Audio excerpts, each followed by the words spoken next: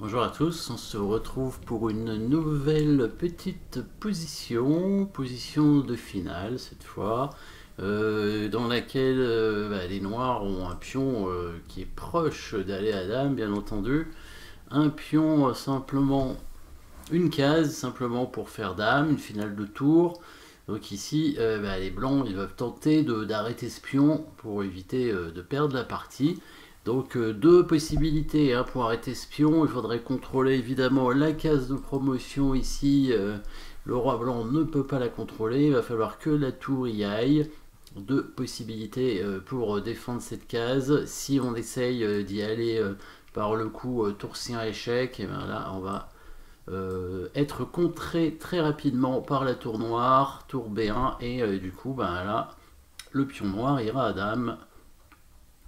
Et la finale sera perdue, bien entendu. Donc le seul coup, c'est d'amener la tour de l'autre côté en G3. On pourrait faire un échec d'abord, mais ce serait pas une bonne idée. On va laisser le roi noir dans le coin pour l'instant.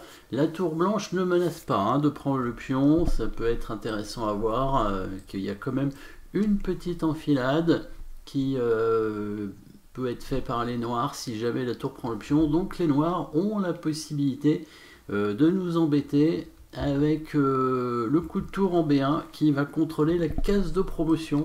Oui, la case de promotion ici, qui est donc les noirs menaceront d'avancer donc ce pion protégé par la tour. Si les blancs donc prennent le pion, il y a cet échec qui est vraiment très gênant puisqu'on perd la tour évidemment.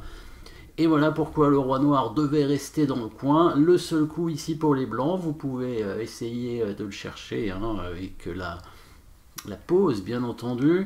Le coup des blancs qui va leur permettre d'arriver à faire nul ici.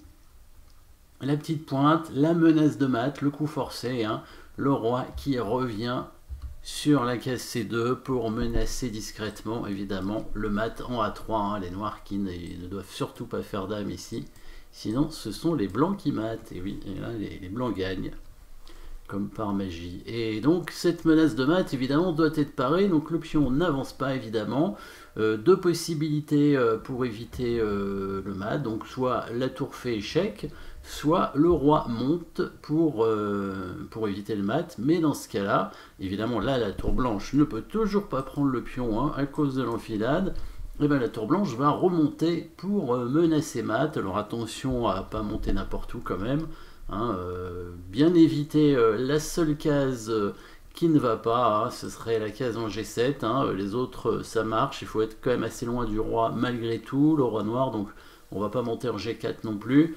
Par contre on pourrait, je pense, monter en G5, ça va être peut-être un peu juste, en G5 aussi, mais en G6 et en G8 ça doit aller, hein, les deux cases... les deux cases ici en G6, en tout cas ça va, pas en G7, puisque évidemment si les noirs font dame, ils vont contrôler la case ici avec leur dame, et oui, et la dame pourrait prendre la tour, là ce serait évidemment pas bon du tout, donc on va venir par exemple en G6 pour menacer mat, là aussi discrètement, et du coup on devrait arriver à prendre le pion. Si les noirs, il faut pas bouger le roi. Hein. Alors là, si on bouge le roi, là, ce sont même les blancs qui vont gagner, puisqu'ils vont faire échec. Le roi est obligé de monter, et là, on refait échec avec la tour, et après, on prend la tour, et on contrôle la case de promotion, et on va finalement prendre ce pion, et gagner la finale. Donc attention avec les noirs à pas faire n'importe quoi. Par contre, ce qu'ils pourraient faire, c'est monter leur tour, pour essayer de couvrir l'échec ici, hein, évidemment. Mais dans ce cas-là, s'ils couvrent l'échec, ils pourront plus défendre leur pion. Hein, après, on peut ne rien faire aussi hein, avec les blancs. Là, cette fois, on peut attendre hein, tranquillement avec la tour en G8 et attendre de voir ce que font les noirs. Si les noirs montent leur roi en A3, on va attendre aussi. Hein, on peut faire échec si on veut, mais le plus simple, c'est d'attendre avec la tour. Le roi noir peut monter, on continue. Alors là, on peut prendre le pion maintenant, hein, puisqu'il n'y a plus d'enfilade, évidemment. Hein, alors tout à l'heure, on pouvait toujours pas prendre le pion, hein, toujours à cause de l'enfilade, évidemment, avec cette tour qui donne échec sur la deuxième rangée. Mais là, il n'y a plus qu'à attendre hein. Les noirs n'ont pas de bon coup, hein. S'ils conservent leur tour sur cette colonne, on peut faire échec, hein, avec la tour. On peut faire échec ici en A7, hein, c'est plus simple comme ça. On oblige le roi à partir et il n'y a plus de menace d'enfilade, le pion est perdu. Est-ce qu'il y a encore une variante à voir? Je pense que oui. Sur le coup de roi en C2, les noirs pouvaient aussi faire un petit échec en B2. Et c'est là où ça peut peut-être se compliquer, puisque le roi blanc, là, doit bouger, bien entendu. Il ne peut pas aller sur la première rangée, normalement, parce que sinon... Alors s'il vient là, en C1 par exemple, les noirs... Alors ne vont pas faire échec avec leur tour, parce que le roi reviendrait, ce serait une répétition de position. Par contre, ce qu'ils vont faire, évidemment, hein, vous pouvez chercher si vous voulez, hop, promotion, tout de suite, à dame ou à tour, enfin à n'importe quelle pièce, tour ou dame, hein, pas fou et cavalier parce que la finale est nulle, mais en faisant dame, évidemment, ça force la tour à prendre, et maintenant, échec, enfilade, et la tour est perdue. Donc le roi blanc doit monter obligatoirement, attention à ne pas se mettre aussi sur une case d'enfilade sur la troisième rangée. Donc obligé de se mettre en C3 pour éviter que la tour ne puisse donner échec.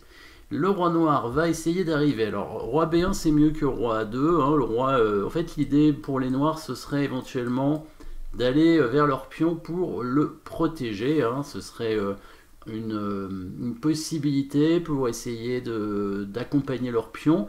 Ici le roi blanc en fait doit arriver avant le roi noir pour aller prendre le pion.